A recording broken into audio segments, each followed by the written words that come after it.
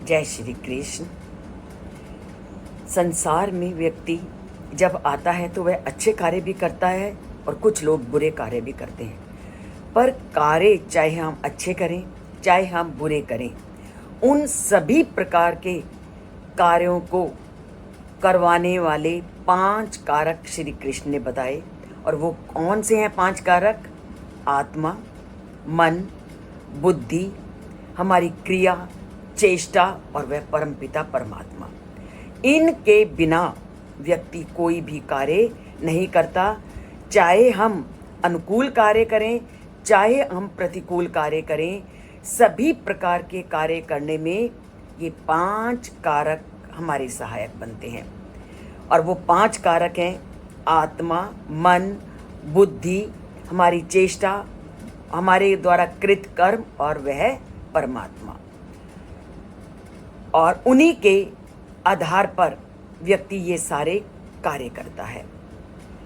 पर अज्ञानवश व्यक्ति अक्सर बोलचाल में कहता है, मैंने यह कार्य किया, मुझे इस पद की प्राप्ति हुई, मेरे कारण ये कार्य संपन्न हुआ, मैं नहीं करूं तो ये काम हो ही नहीं सकता।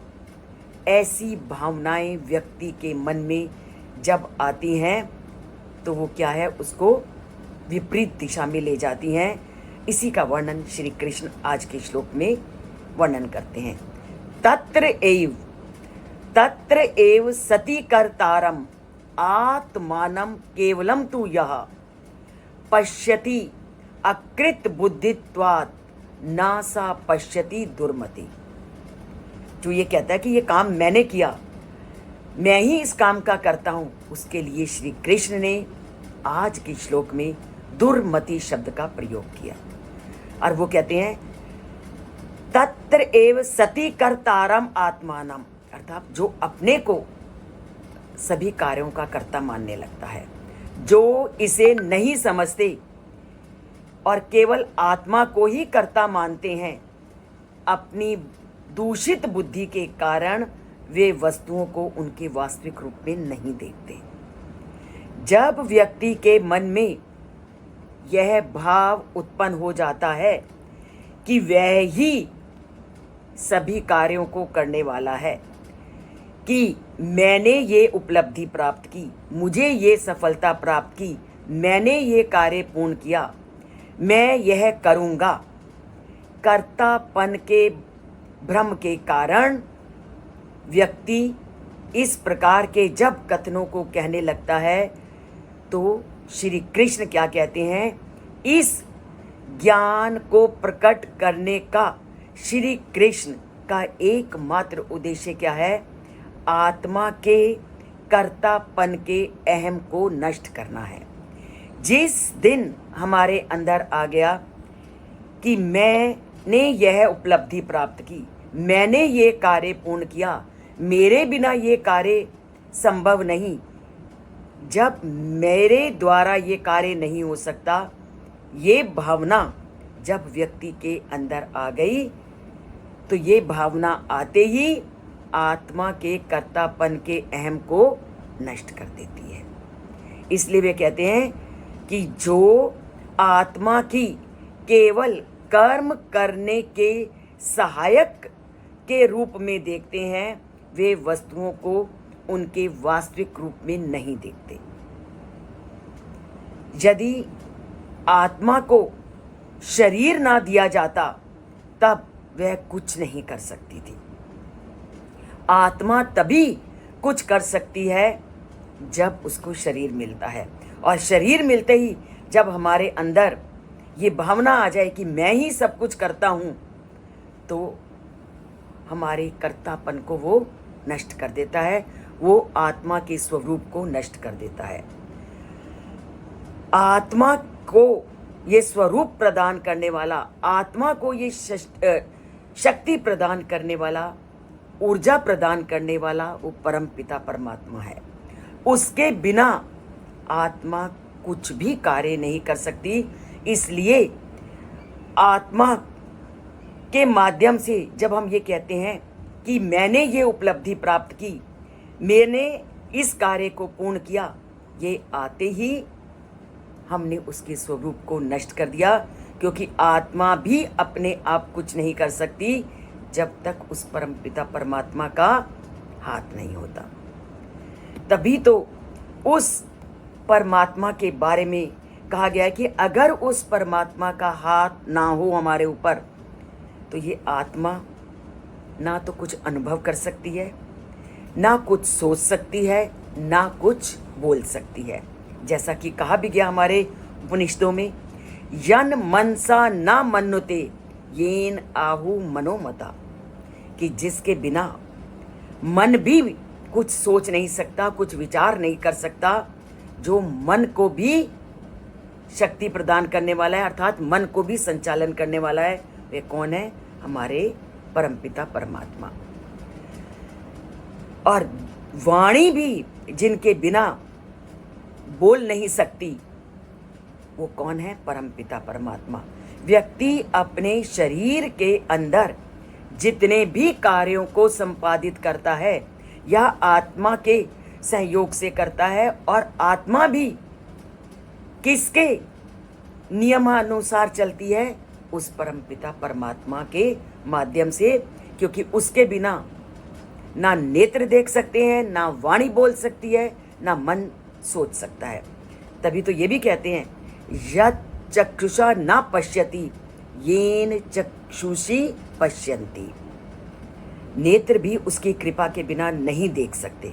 आप समाज में देखते हो, किसी व्यक्ति के पास बोलने की शक्ति नहीं है, तो किसी के पास देखने की शक्ति नहीं है, और किसी के पास सोचने और समझने की भी शक्ति नहीं है। ये सभी तरह के प्राणी हम कहाँ देखते हैं? इस संसार में। और कोई ना कोई ऐसा कारण है कि परम पिता परमात्मा के कारण उसकी देखने की शक्ति नहीं है, या किसी के कारण उसकी बोलने की शक्ति नहीं है, या मन के द्वारा किसी भी चीज़ का चिंतन करने की शक्ति नहीं है। तो मूल रूप से हमारा कर्ता धर्ता वो परमात्मा है। इसलिए अपने अंदर हमने कभी इन भावनाओं को पालन स्थान नहीं देना कि इस कार्य का कर्ता मैं हूँ, मेरे ही कारण ये उपलब्धि हुई है, मैं नहीं होऊंगा तो ये कार्य नहीं होगा। इस भावनाओं से हमने अपने को ऊपर उठाना है। और ऐसा कब होता है? जब आप किसी भी संस्था में काम करते हो ना, आप अपने को इतना महत्वपूर्ण मान लेते हो, आपको ये लगता है कि अगर मैं इस संस्था से अपना नाता तोड़ लूँगी या तोड़ लूँगा, तो ये संस्था उस काम को कर ही नहीं सकेगी। ऐसा कभी नहीं होता। आप अपने सामने ही कितने लोगों को प्रधानमंत्री के पद से, कितने लोगों को अपने सामने उच्च पद से भी सेवानिवृत्त होते देखते हो, रिटायर होते देखते हो। क्या उनके रिटायर होने के बाद उस संस्था के काम रुक गए? उस देश का काम रुक गया जिसके प्रधानमंत्री चले गए, या प्रधानमंत्री का कार्यकाल समाप्त हो गया, या प्रेसिडेंट का कार्यकाल समाप्त हो गया? तो किसी भी व्यक्ति के जाने से या किसी भी व्यक्ति के ना होने से कभी काम नहीं रुकते। इसलिए अपने मन से इस भावनाओं को पूरी तरह से निकाल दो कि ये कार्य अगर मैं नहीं करूँगा तो वो नहीं होगा, इस संस्था में मैं नहीं होऊंगा तो ये संस्था नहीं चलेगी। बिना मतलब के अपने मन में जो ये हम अपने को महत्व देते रहते हैं, उससे आप दूर हटिए। यही श्री कृष्ण के आज के श्लोक का महत्व है। और दूसरी बात, अब यहाँ पर लोगों के मन में ये प्रश्न भी उठ सकता है, तो इसका मतलब कि जब सब कुछ करने वाले वो परमपिता परमात्मा हैं, तो शरीर में आत्मा की कोई भी भूमिका नहीं, या जो हम कार्य करते हैं वहाँ आत्मा का कोई भी स्थान नहीं। ऐसा भी नहीं है। इसके लिए मैं आपको कहती हूँ, आप कोई भी व्हीकल ले लो, कोई भी चलाने वाला साधन ले लो, तो आत्मा की जो स्थिति है उस यान को, चाहे कार हो या बस हो, ट्रक हो, रेलगाड़ी हो, उसको चलाने वाला चालक कौन है? हमारे शरीर की आत्मा। वो क्या करती है कि जैसे गाड़ी के स्टीयरिंग व्हील को चालक नियंत्रित करता है और निर्णय करता है कि वह अपने वाहन को किस दिशा में और कितनी गति से चलाना है, ठीक इसी तरह से आत्मा भी शरीर, मन और बुद्धि के कर्मों को नियंत्रित करती है, लेकिन वह स्वयं किसी कार्य को पूरा करने का या सफल करने का जो श्रेय है वो अपने ऊपर लेने का दावा नहीं करती। आत्मा कभी भी किसी कार्य को मैंने किया इसका श्रेय नहीं लेती, वो केवल ये कहती है कि मैंने इन सबको नियंत्रित किया।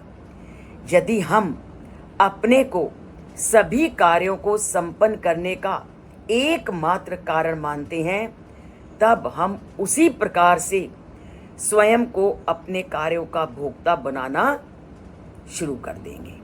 लेकिन जब हम अपने को कर्तापन के अहम से मुक्त कर लेते हैं और अपने सब कार्यों को करने में उस भगवान को श्रेय देने लगते हैं, तो उनके द्वारा दिए गए सुख साधनों को हम उनकी कृपा के रूप में मानने लगते हैं, तो हमारा जीवन सार्थक हो जाता है।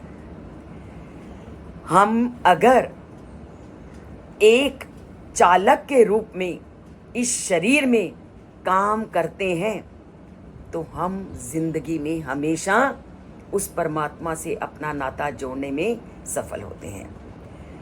हम केवल ऐसे कार्य करें कि हम उस परमात्मा के लिए कार्य कर रहे हैं। हम कर्मों के भोक्ता नहीं, हम कर्मों को करने वाले नहीं। हमने केवल कर्म करना है, बाकी सब कुछ उस परमात्मा पर छोड़ देना है।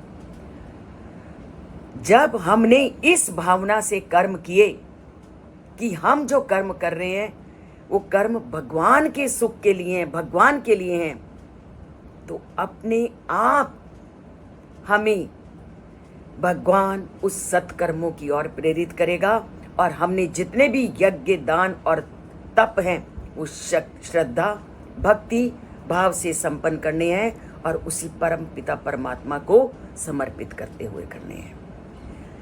मैं करता हूं इस भावना को निकाल करके जो भी कार्य करने हैं हमने उस परमात्मा के लिए करने हैं, इस भावना को हमने अपने अंदर जागृत करना है।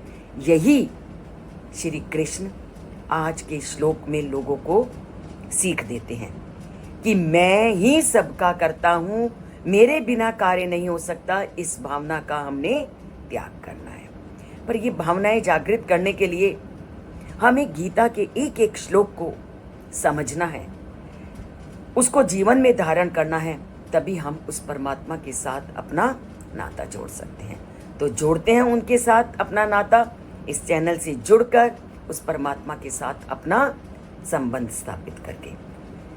तो अगर अभी तक आप इस चैनल से नहीं जुड़े, सब्सक्राइब नहीं किया, तो इसको सब्सक्राइब कीजिए और लाइक का बटन ज़रूर दबाइए अगर अच्छा लगता है तो। जय श्री कृष्ण।